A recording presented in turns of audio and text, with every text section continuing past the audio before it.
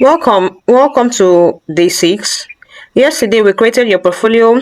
We learned how to create our portfolio. So now that you have a skill, you have your samples, and you have something you can show potential clients. But now comes the big question: where do the clients actually come from?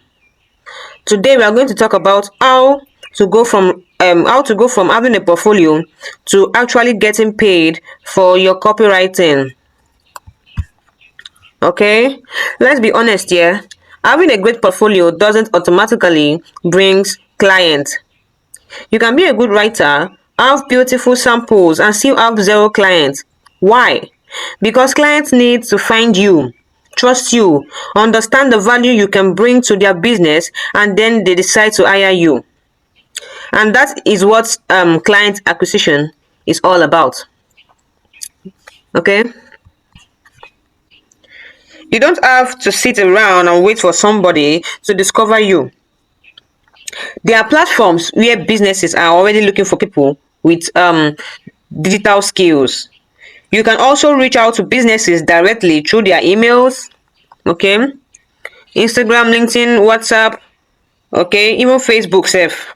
You can reach out to businesses.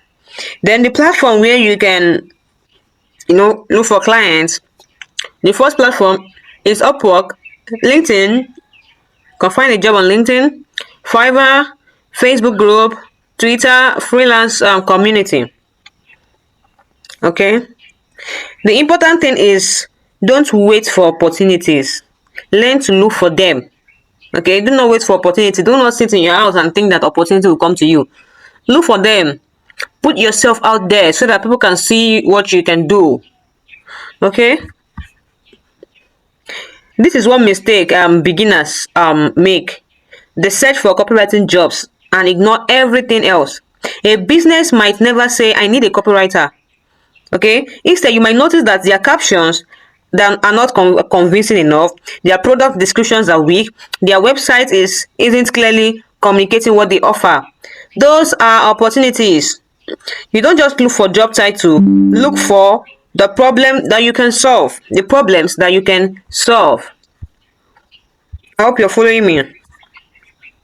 Now, who can you approach? Now you're wondering, okay, but who exactly should I reach out to? Who should I reach out to? Start with businesses that already needs customer or customers. Okay, that could be coaches, restaurants, beauty brands, fashion brands, real estate agents, e-commerce store, consultants, and so on and so forth. The question isn't simply who needs a copywriter. Ask yourself, where could better words help this particular business, okay, attract and convert more customers? That is what you should ask yourself. Reach and research before you reach out. Research before you reach out. Please don't send someone a message that simply says, hello, I am a copywriter, do you need my services? That message tells them nothing, absolutely nothing. Before you reach out to your potential clients or companies, take a few minutes to understand the business. What do they sell? Who are they selling to? How do they communicate? What is working and what could be better? The more you understand the business, the more relevant your message becomes. Okay? The more you understand the business, the more relevant your message becomes. Here is a simple structure you can use when reaching out. First, you personalize the message so they know you are actually talking to them. Second, identify something you notice. Okay? Identify something that you've noticed. Third, suggest how you could help them. Just follow the structure. Suggest how you could help them and give them the fourth one, provide proof by showing your relevant samples. Okay, that is your portfolio. Okay, and lastly, give them a simple call to action. You don't need a complicated sales pitch. You just need the message. You just need to make the message relevant and valuable. Just follow the structure whenever you're sending your proposals, whenever you're pitching for clients. Okay, let's look at an example here. Instead of saying, hello, I am a copywriter looking for work, please hire me, we are going to make the message about the business. Okay, if you notice how this message starts by mentioning the specific brand, then it points out something the copywriter noticed, then it explains how they could improve it, and finally it offers to send a sample. Let's look at the correct message here. Hi Sarah, I came across your skincare brand and noticed you are promoting your new serum on Instagram. I really like, you can see over here, okay, over there, over here, the person personalized it, okay. The person talked about, mentioned the brand already, the skincare brand, you can see, yeah. Then I really like the product, the product's positioning, but I noticed some of the captions focus heavily on the product features rather than the customer's desired outcome. You can see over here the person points out something that is missing in their brand, something that he or she could help. Okay, he or she could help improve their brand. Okay, now this is where she introduced herself. Okay, the person is a she introduced herself. I am a copywriter. I say after noticing that you notice the skincare brand, you point out some things that need to be changed. Okay, then you introduce yourself. I am a copywriter and I created a short sample showing how I would approach the message differently. That is where you can put your portfolio after this message. Okay, you put your portfolio there. I'll be happy to send it over if you are interested. You can do this, or you can just put your portfolio there. View, if you have time, you can just check check it out.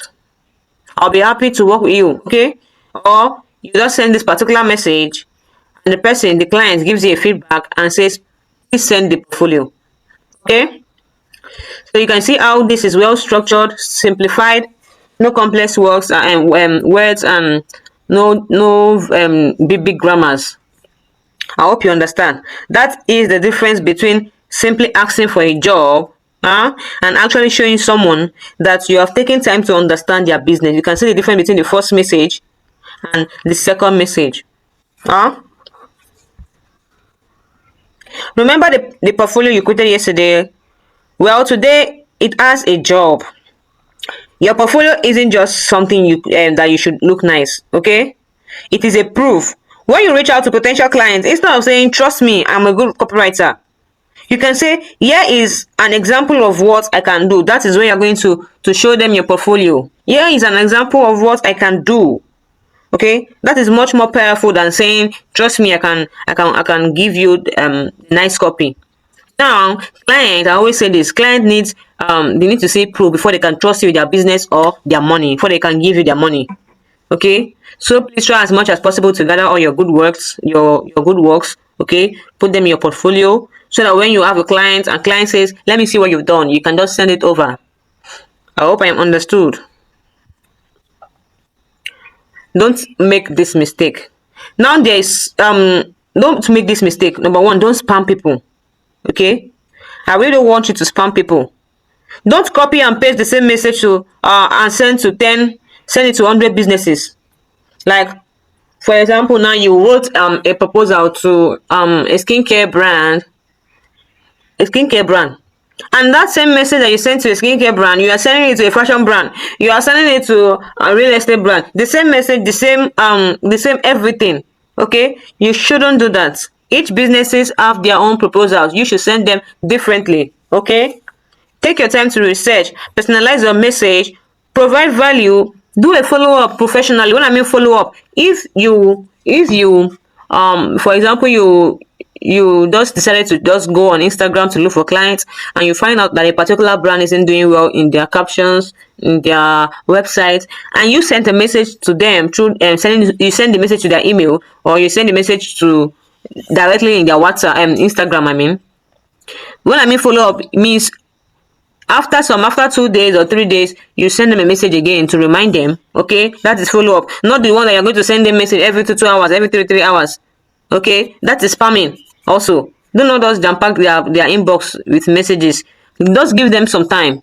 Okay, give them some time, maybe in 2 days, in 3 days, 4 days. Okay, that is how to do follow up professionally. Remember, the goal isn't to send the most message. The goal is to send quality message to the right people. Quality message to the right people. Now let's talk about rejection here. Because yes, you are going to hear your client say no, the client says no, or someone might say they're not interested, someone might already have a copywriter, someone might say they don't have the budget, and sometimes they won't respond at all. Don't take every rejection personally. Client acquisition is a numbers and quality game. Your job is simple: learn, improve, and keep reaching out. Okay? Learn, improve, and keep reaching out. And please, don't think Upwork, okay, don't think Upwork is the only place where you can find clients. You can find your clients. Your first client could come from someone you already know. It could come from LinkedIn, Instagram, Facebook community, or referrals, or a business you contacted directly. So don't become obsessed with finding a platform, the perfect platform. Okay, instead learn how to create opportunities wherever you are. Don't wait for opportunities. Like I said, create your opportunities. I hope you understand what I'm saying. Create your opportunities. There's another way you can attract potential clients, and that's through content. Instead of constantly saying I am me, I am a copywriter, you can write content that demonstrates your knowledge. For example, you could teach businesses 3 mistakes they are making with their Instagram captions. You could teach a weak product description and show how you could write it. Now you're not just telling people you're a copywriter, you are showing them that you are a copywriter. Okay? So let's put everything together. You need a skill to actually do the work. You need a portfolio to prove that you can do it. You need visibility so people know you exist. Okay? And you need outreach to actively create opportunities. When you combine all these four things together, you increase your chances of getting a client. Now it's your turn. I don't want you to finish this lesson and do nothing. Find one business you can potentially help. Study their marketing. Find one thing you could improve. Write a short personalized outreach message. Choose a relevant sample from your portfolio and send it. Okay? That is your action for today. Don't just learn. Okay? Also apply what you have learned. Okay? And if you don't get a client immediately, don't conclude that copywriting doesn't work. One message isn't enough data. Instead, look at your approach. Was the message personalized? Did I identify a problem? Was my offer relevant? Was your portfolio strong? Did you follow up? Use this answer to improve. Treat rejection as feedback, not a verdict. I'll repeat that. Treat rejection as feedback, not a verdict. Today, we have focused on one part: copywriting, client, and income. Okay, copywriting to client to income. But I want you to think beyond client work. What if you could also turn your content you're creating into an income generation asset? Okay, that is something we are going to talk about tomorrow. And I've also created resources specifically around specifically around the content monetization system. Okay, that will be for free. I'll be giving it to somebody who has been participating from day 1 to day 7. Okay, that ebook will be for free. Okay, and that brings us to day 7. Okay, tomorrow we are going to look at 4 different ways you can turn your digital skills into income: freelancing, content monetization, affiliate marketing, and digital products and services. Because learning a digital skill is just the beginning. The real question is, how can you turn that skill into income? So I'll see you tomorrow for the 7th lesson. Okay, bye.